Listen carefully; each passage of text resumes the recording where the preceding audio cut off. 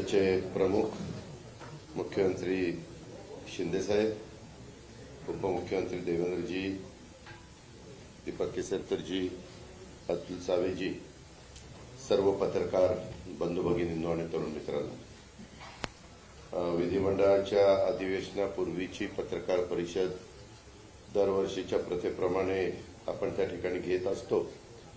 उद्याच्याला मी सुरुवातीलाच आपल्या सगळ्यांचं मनापासून स्वागत करतो. उद्यापासून विधिमंडळाचं पावसाळी अधिवेशन सुरू होत आहे आणि विद्यमान विधानसभेचं विधानसभा निवडणुकीपूर्वीचं हे शेवटचं अधिवेशन असणार आहे.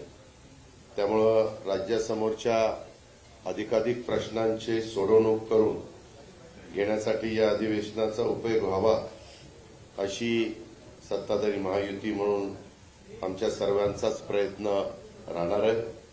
उद्यापासून अधिवेशनाच्या पार्श्वभूमीवर माननीय मुख्यमंत्री महोदय प्रथेप्रमाणे सर्वांना त्या ठिकाणी चहा पाण्याच्या करता बोलवत असतात आणि त्याच्यातून आपण वेगवेगळ्या प्रकारे प्रश्नांची सोडवणूक त्या ठिकाणी करत असतो.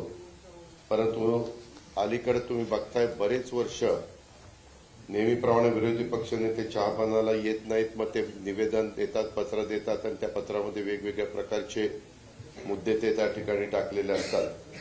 त्यांनी आज देखील एक पत्र माननीय मुख्यमंत्री महोदयांना दिलेलं आहे आणि त्या पत्राची सुरुवातच त्यांनी मनुस्मृतीतल्या श्लोकाच्या मुद्द्यांनी केलेली आहे. खरं तर त्याची काही गरज नव्हती. याच्याबद्दल स्वतः दीपक केसरकर साहेब इथं बसलेले आहेत. याबद्दल कुठल्याही प्रकारचा तशा प्रकारचा श्लोक त्या पुस्तकामध्ये नाहीये. आम्ही सातत्याने सांगतोय.